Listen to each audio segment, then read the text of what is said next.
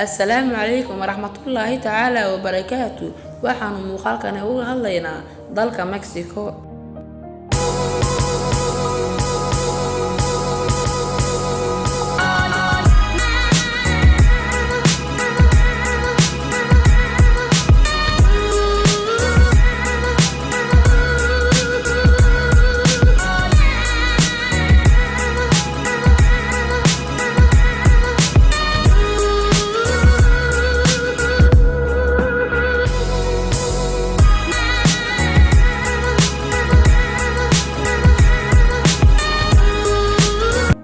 Mexico States waa dal koonfurta waqooyiga America waxa uu leeyahay wadamada USA, Guatemala iyo Belize. Baaxadda dhulka ee wadanka waa 1.9 milyan oo wareeg ah, taasoo ka dhigaysa dalka shanaad ee ugu weyn guud ahaan qaaradda Amerikaas iyo kan 13aad ee ugu baaxadda weyn dunida.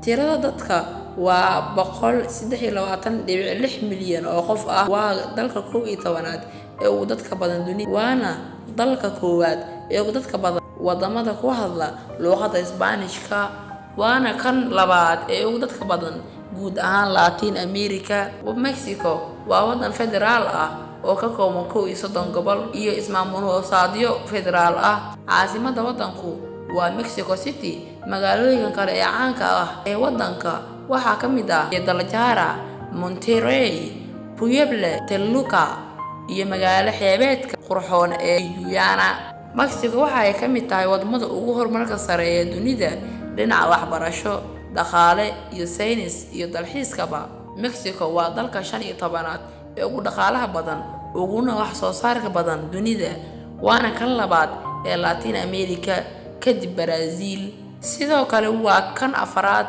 guud ahaan waqooyiga iyo koonfurta America. Dhaqaalaha wadanku waa 1.2 trilyan dollar, waana kan 15aad ee guud ahaan adduunka ugu dhaqaalaha badan.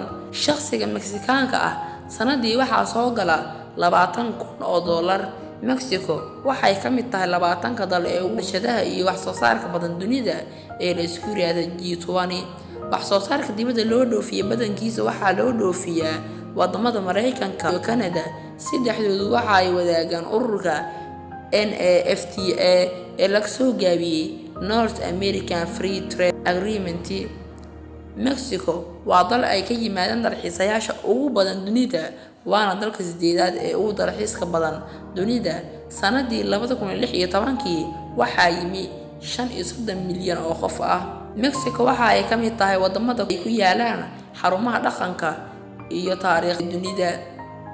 Mexico waa dal leh quwad dhaqaale oo aad u sareeya, iyadoo ay kobceedu dhaqaalaha dalkaasi aad u koreeyo.